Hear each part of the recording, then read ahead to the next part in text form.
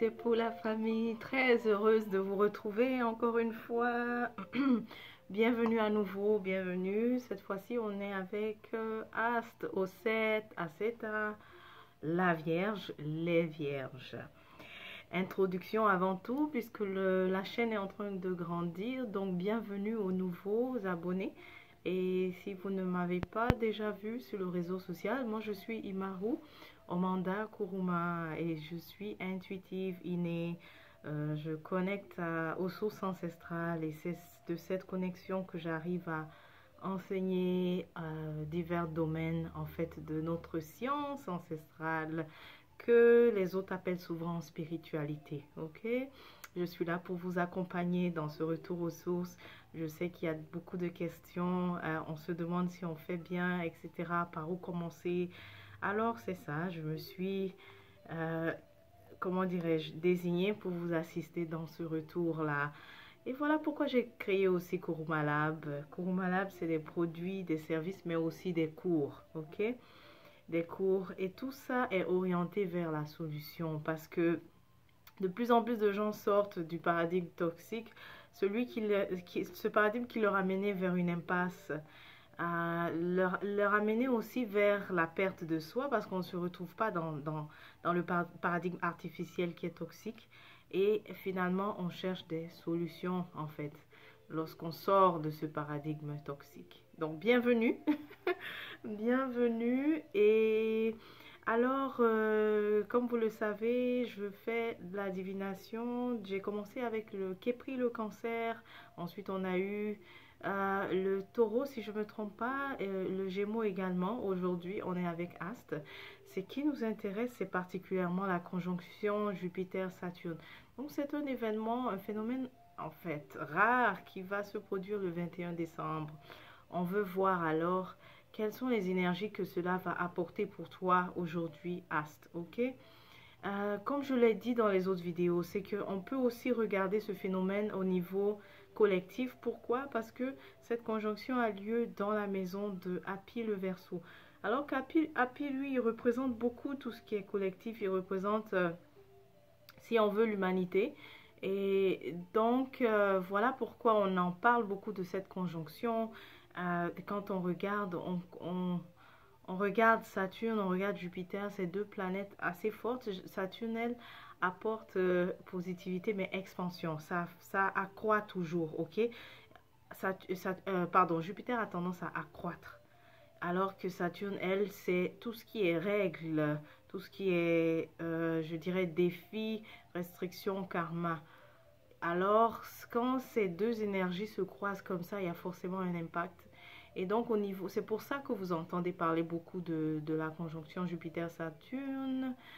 Mais regardons en fait au niveau, de façon spécifique, quelle énergie ça va t'apporter, Astre. Ok, on y va. La méthode de divination que je fais aujourd'hui, ça s'appelle la roue avec le tarot persan.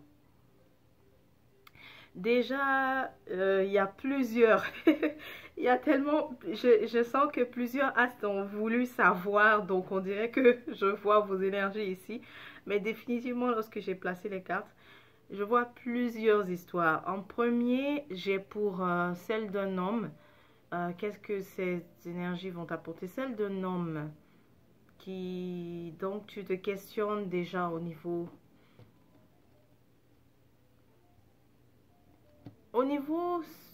mais au plus au niveau, j'ai envie de dire sentimental, mais c'est pas ça exactement le mot. C'est beaucoup plus ton équilibre avec toi-même.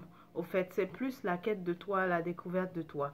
Ok, c'est ce que je vois en premier. Donc, c'est comme la conjonction va accentuer ça pour toi, la connaissance de soi beaucoup plus. Ok.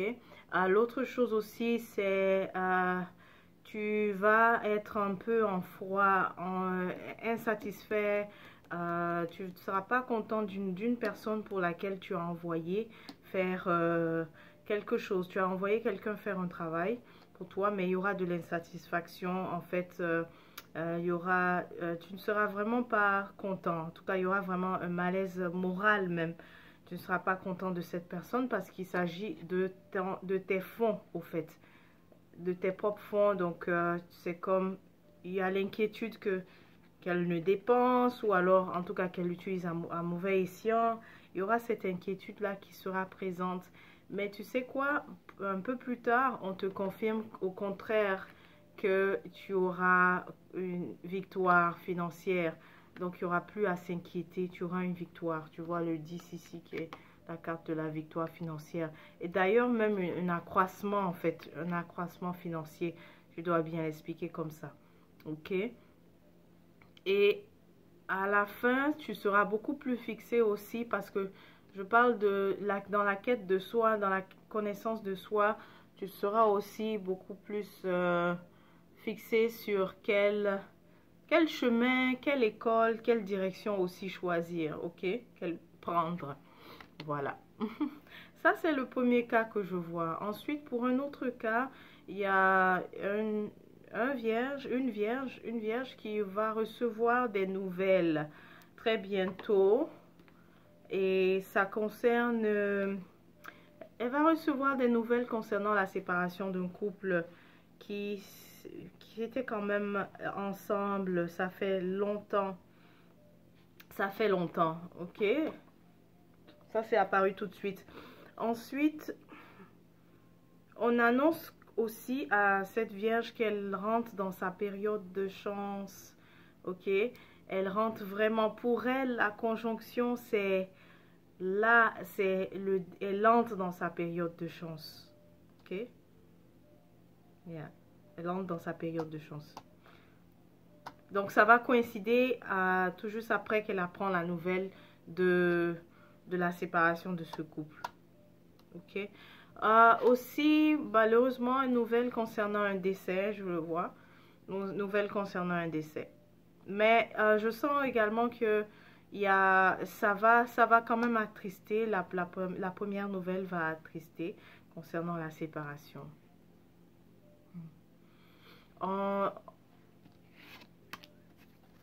Elle est aussi, cette personne est aussi en train d'accroître tout ce qui concerne sa vision. Elle est en train de voir, elle accroît son intuition, elle voit beaucoup plus clair. Elle se renforce aussi dans sa protection en fait ancestrale. Ok. Voilà, est-ce qu'il y a d'autres cas? Donc, on a vu le cas de celle qui rentre dans sa période de chance.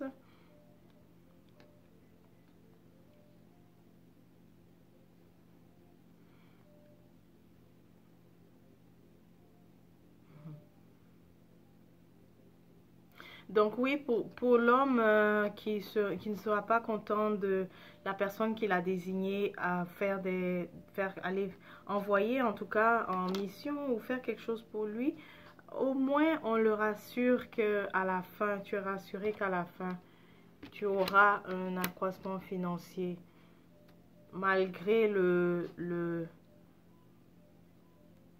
malgré le défi, l'insatisfaction avec la première personne avec qui tu vas travailler.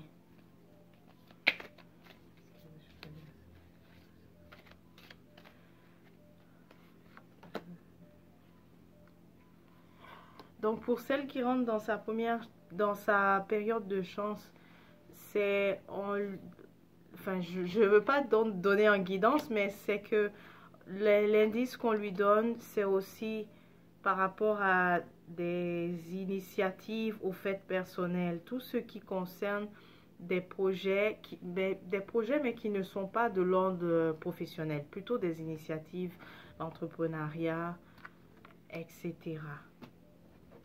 Okay.